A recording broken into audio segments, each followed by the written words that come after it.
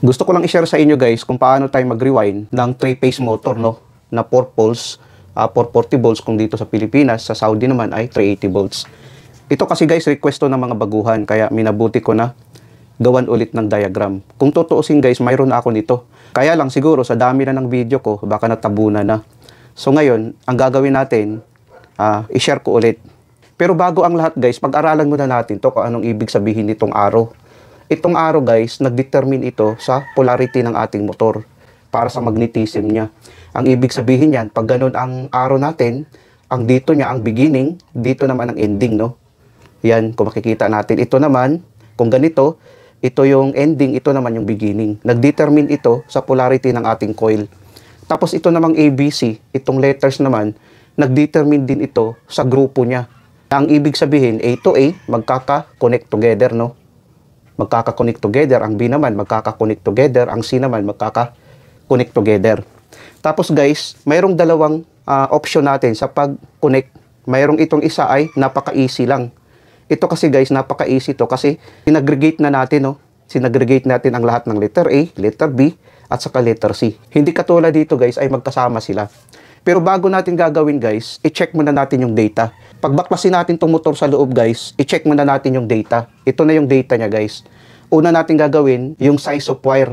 Kumuha ka ng wire gauge, sukatin mo ang size ng magnetic wire natin para malaman mo. Ito siya.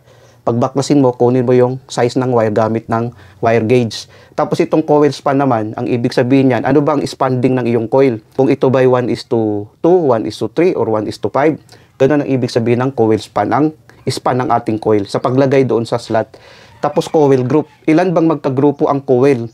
Katulad nito, no, 4 na magkagrupo sa letter A, 4 din sa letter B, 4 din sa letter C. Ibig sabihin yan, 4 groups. Types of winding, ano bang klaseng winding ito? Ito ba ay lap winding, yung may patong, or semi-lap, or concentric winding, or etc. Mayroon pa sila tinatawag na universal winding at saka yung basket winding na sinasabi nila. Tapos ngayon, ito namang number of turns. Ilang number of turns ba ng magnetic coil natin? Kailangan mo rin yan ilista. Kailangan mo rin yan ilista.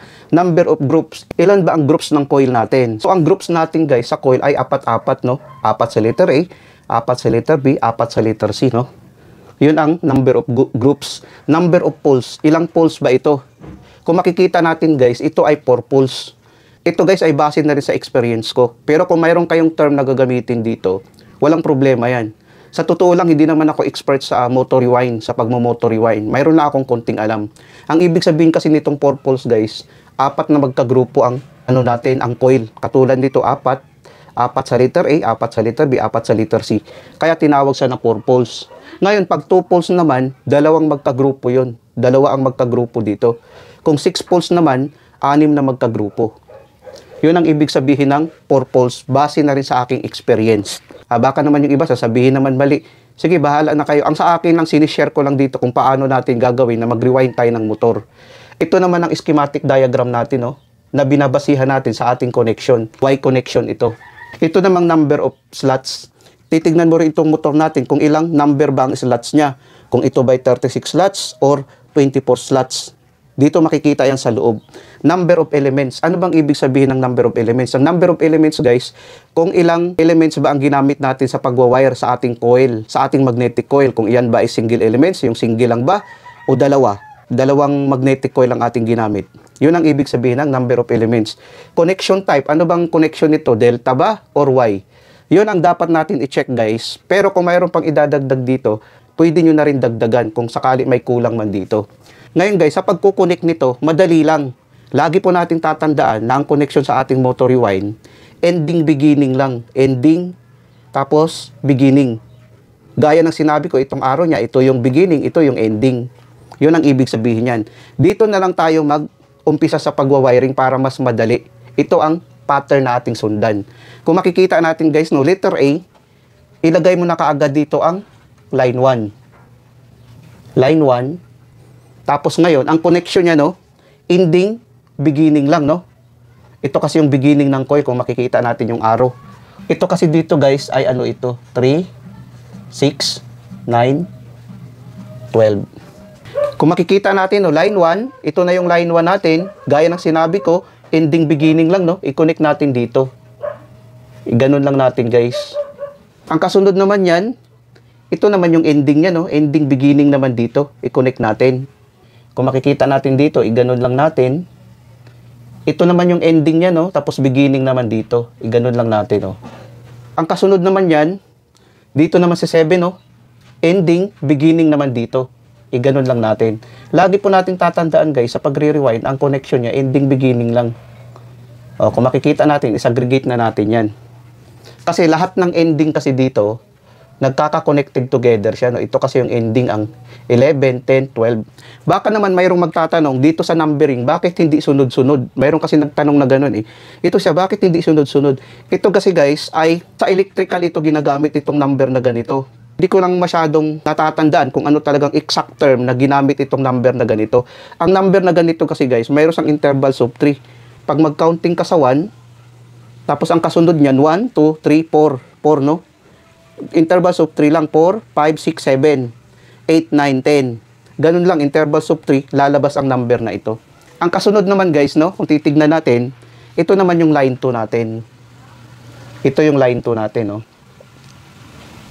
Line 2 natin, gaya ng sinabi ko guys, ending, beginning lang, no? Ito yung beginning, ito yung ending. Ending, beginning lang. I-connect natin dito sa ending, beginning. Tapos ending naman ng number 5, i-connect naman natin dito sa beginning. Ganun lang guys, ending, beginning lang. Tapos ending, beginning naman dito. Mas madali itong ganito na isaggregate na natin kaysa dito. Para hindi malilito yung mga baguhan. Ilagay natin dito. Tapos dito naman, i-ganon natin, ilabas na natin to. Ganun lang kadali, no? Ito naman ay line 3 naman ito. Line 3. Tapos ngayon, ending beginning lang, no? Ending beginning, ilagay natin dito. Tapos ito naman, i-ganon lang natin. Ending beginning, no? Kung makikita natin yung arrow, i-ganon natin. Tapos dito naman, i-ganon natin. Connect naman natin dito, no? Ending beginning naman ng number 12. Ito ay number 12 ito, no? Tapos ngayon, ilagay natin dito. Ganon. Tapos i-connect natin to guys. Ito kasing 10, 11, 12, no? 10, 11, 12 connected together pag Y connection. So ilagay natin dito. Ganon lang. Kung makikita nyo guys, ganon kasimple at ganon kadali pag mag-rewind tayo ng 4 poles Y connection. Kung dito sa Pilipinas, 440 volts. Kung sa Middle East, 380 volts. Sana guys, nakapagbigay ito ng konting kaalaman sa mga baguhan.